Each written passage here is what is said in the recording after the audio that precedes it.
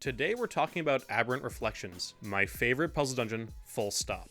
And I'm going to give you the spoiler warning right now because I don't really want to tiptoe around what makes this great. I just want to get into it and just talk about it. So if you're somebody who wants to play this and not run it, I recommend either turning the video off or sending it off to your GM and seeing if they like it to run for you. So let's just get into it. I'm going to try and keep this video short. We don't really need to go room to room because the overall dungeon itself is fine, but it's not really the stuff I want to point out that makes it different from other OSR dungeons. There's a lot of other stuff that makes it a lot better, such as the layout, as well as some elements that are found in there, so we're going to get into those. The premise is fairly simple. There's a peasant boy that found this set of stairs in a dried out lake that lead down into a temple. When he went down there, he saw a vast hoard of wealth just a little bit away from the entrance, but not before being bitten by some insectoid creature and then running away. That boy is currently turning into an insectoid creature himself. This can lead, depending on how you want to run it, that the players might actually be a little bit more heroic and are trying to find a cure for him down in the temple, or they might just see it as, oh hey, look, there's a temple down there, there's a dungeon, let's go exploit it. Fuck this kid. So it's up to you how you want to play it. I feel like the pulpier one is just going down there for your own reasons, but you can also try and find a cure for the kid if you are a more altruistic group. The temple itself, for the sake of simplicity, is essentially a crashed spaceship. This temple also houses a mirror reality of itself called the Aberrant, which you can only get through by going through the mirrors that are found in the dungeon. In terms of monsters, the players will come across this mirror shard goblin that keeps the place clean. Can have a pretty good temperament towards them. He doesn't have to be a combat creature against them, but he has this citrus solution that he makes to burn away these Shoggoth-like aliens called the Fallen. There's also these creatures called doppelgoopers, which are essentially imperfect clones of people who get eaten up by the Fallen and spat back out. They tend to have, like, you know, an extra eye or just some wrong things like an extra limb or more fingers or whatever it might be that makes them sort of an imperfect clone. And these doppelgoopers, which is a very fun word to say, do start to break down. They do believe themselves to be the original clone, so there's some fun stuff to do with that. And finally, there are the Hashara, which are the insectoid creatures that were mentioned earlier that bit the boy. They have a screech that can essentially allow them to travel between the worlds. It basically turns the Aberrant mirrors into like sort of like a liquid form that they can then traverse through, because the mirrors can't be just traversed naturally. They need to be manipulated in some way, which we'll get into later. There are several other creatures to encounter, but those are like the main really fun ones in my opinion. Within the dungeon, there are puzzles that require the players to be extremely creative, travel between the two worlds, or a mixture of both those things. Throughout the dungeon, there are items that the players can use to solve puzzles, such as the phase gauntlet that interacts in both worlds at the same time. With this specific mix of environmental enemies, puzzles, and traps, I found myself thinking about video games like Portal or Superliminal a lot. I don't know if they were direct inspirations or if any design was taken from them, but those were the vibes I got just from the fact that, like, these weren't my average kind of RPG puzzles I found. These felt very out of the box, felt very modern. It really did have that nice feeling of like a modern game design look at how to do RPG writing instead of taking a really old school one and then just sort of trying to update it. It feels like a very fresh take in my opinion. In terms of gameplay design, what makes it so great is the fact that, like, it's not just variety of puzzles, but it's also the fact that none of the puzzles have a predetermined answer to them. So you're not there as a player trying to figure out what the GM thinks you should do. You just have to figure out an interesting and creative way to do it. There are obviously things in the game, such as, you know, the items that I mentioned that might be helpful, or, you know, just the environment around you that you can use to your advantage. But at the end of the day, using the magic system from whatever game you decide to run this with, or whatever abilities your character might have, if they have any at all, and just stuff like that can all be used on top of everything else to try and get through anything.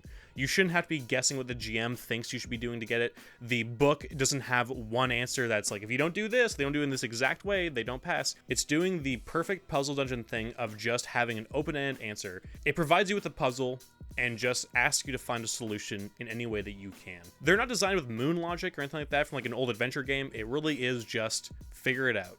And I'll give you an example of what I mean. In the game, there's a bell that the players can find that, when rung, causes nearby aberrant mirrors to shimmer and act as portals for the players to pass through between worlds just for a quick moment. The Hashara, the insectoid creatures I mentioned earlier, have a screech that essentially works the exact same way as the bell so that they can pass between worlds. Here's the thing. In the first room, the players will encounter a Hashara egg in the aberrant dimension just reflected in the mirror in that first room, and it will hatch and then screech and come through to attack them. This will teach them what they need to know about the Hashara, mostly if they are observant or they pick up on anything that you're putting down, and my players definitely did, because the bell that I'm mentioning doesn't appear until the fourth room, and it's also in the Aberrant. So my players don't know where it is or that it even exists, but they do know the Hashara does. And so what they did was, when it came through, instead of killing it, noticing that it has powers to travel between worlds, they just beat its ass, tied it to a 10-foot pole, and then just whacked it whenever they wanted it to screech so they could pass through mirrors. And that worked out for a few rooms before it finally escaped, but that's the exact kind of ingenuity that players should be doing in the game. They should be trying to find workarounds and paying attention to certain details and seeing how things work. Curious and observant players are going to really enjoy and be rewarded in this dungeon. Players who kind of just want to go along for the ride might enjoy it just to be there and see what happens, but if you do have players who just want to go through and smash things and just have a good time doing that, nothing wrong with that. But I will say this dungeon might not be for them. If you don't have players who are poking around at things and, trying to break down the physics and how this whole thing works, you're going to lose out on a lot of interesting things that you can find in this dungeon. Before I get into what ties this all together to make it such a solid experience overall, I do have some warnings and criticisms, but not a lot. If you listen to my podcast, Button Games, I did talk about this module in the first episode, so I will be retreading some stuff here. Firstly, if you do run this as part of a sandbox campaign or an ongoing campaign, as is, this dungeon can change things drastically for two reasons. The real obvious one, I mean, they're both really obvious, but the really obvious one is that early on in this dungeon, you can find a genie that grants one wish, which for obvious reasons can change lots of things in your game. There's no limitations on this wish. There's nothing like that. It's essentially just a wish spell. It can do whatever a wish can do. So I did run this as a two-shot, and my players did know that obviously just asking for riches or immortality or whatever else could work, but it also wasn't really what we were doing this game for. We were trying to figure out and explore this dungeon. So what they ended up doing was kind of funny. They didn't find that bell I mentioned earlier, so what they asked the genie for were 3 whistles that essentially acted the exact same as that bell, which I just thought was pretty funny. To be clear, this is not a criticism. This is mostly just a warning. I think this kind of unbalanced fun is exactly what we play for. We want the stories where we can talk about, I went to an alternate dimension in an underground spaceship and I freed a genie who gave me a wish that changed everything. That's exactly what we're doing these things for. If your answer still comes back to, I'm gonna get rid of this because what I'm playing for right now does not fit with a genie that can just change everything, that's totally fair. Because if you are running like a 9-month game at this point and you have a whole sandbox thing with all these hexes and your players have fleshed out all these characters and there's factions and all sorts of things have been happening, and then suddenly one wish can change all that, I totally get wanting to either limit this or remove it or be really worried about it. But it is something that I do think is very cool, and because of things like this, because of the idea of a wish is something that scares a lot of GMs, not a lot of players ever get to have this experience. So if you do keep this here and they do get it, I do think there's some fun stuff that you could see happening. And even if it ends your game, it might at least be an extremely memorable way to end your game. And I do have a workaround off the top of my head that I think could work for you if you are worried about it. And for me, that would be making the genie stay there, so you still have that wish and everything that you want. But to get the wish, the players have to go on a quest. Whether it is to find an object, find a person, bring an object to the genie. Maybe it's a certain thing like, you must take care of me for a year and then I'll give you a wish. Whatever it might be, if you're doing a sandbox game, having an item like this that can then give them, an extra mission and extra content for you to fill out in your world, I think that's a really good benefit of finding this genie here. On top of that, if people know they have a genie, people might try and steal them, so you might have rival NPCs or new things pop up or complications at bad times. The players might also, become friends with the genie. They might not want to wish him away. They might want to keep him. They might want to wish him free. They might do all sorts of things just to keep him around because they like him so much. That could absolutely be a thing that could happen. I don't really see it happening, knowing how selfish players tend to be, but you give this genie a really funny voice and they might just fall in love with him. But most importantly, I think the real goal of keeping the genie around for a while and giving them a quest and everything else to fill out stuff is that you can then listen and talk to your players about what their character wants to wish for, and you'll have a lot more time just to mull over how you want to do things, because you might just want that really fun, ironic twist the players weren't thinking of, and if you have a long time to think about that, then you might be able to actually come up with something really cool instead of trying to do it right in the moment when they ask you for a wish right then and there. The other thing that can drastically change your game is the final area. I'm going to skip a lot of details just because I don't think it necessarily matters, but essentially the players at the end of the dungeon can launch this whole spaceship off into the stars. The whole temple will start to launch and take the players with them. And again, for obvious reasons, that can really change both the tone of your game and what you're going to be doing. And that can sit not well with some players. Some players might find the completely drastic tone shift and content shift a really fun, fresh thing to do. Other players might go, hey, like, when we did this, I bought in for, an OSR sword and sorcery thing where we're going to go around in this, like, medieval area and do this stuff.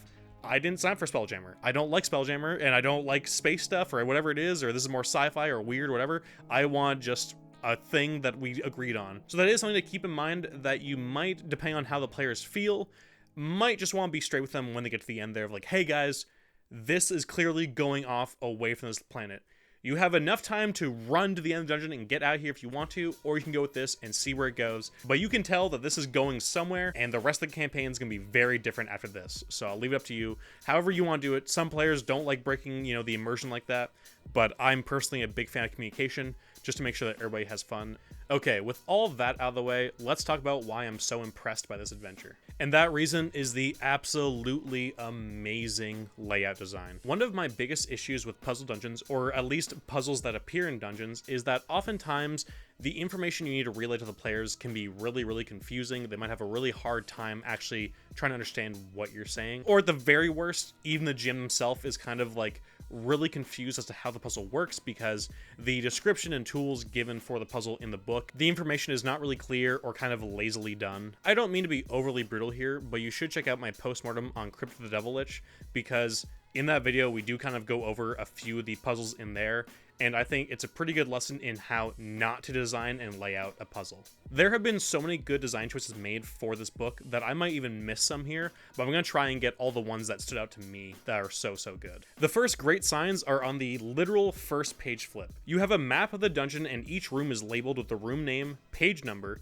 and what can be found in the room of importance. There's also a legend to point out what every symbol means, and this is the first instance of the brilliant color coding found in the book. If something is found in the Aberrant dimension instead of our dimension, it appears on purple in the map, as well as all the text is purple, so that you immediately know in reading it that it's from the Aberrant dimension and not ours. In the rest of the book, anything that is in the Aberrant is also in purple, whether that is art or text, and that makes it so easy to run and know where everything is inherently.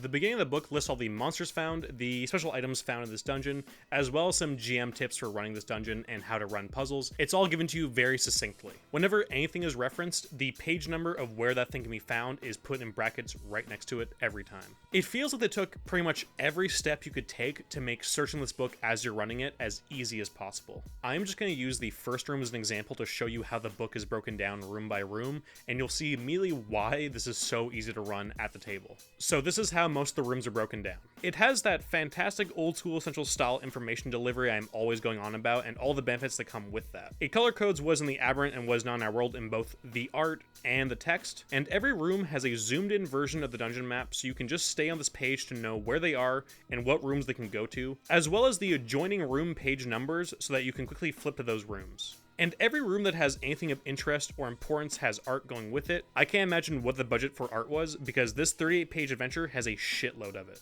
But you can see in the art that the mirror is purple to show the Aberrant, as well as details like the statue facing a different way and an open slot, which are all visual clues to the players for them to notice.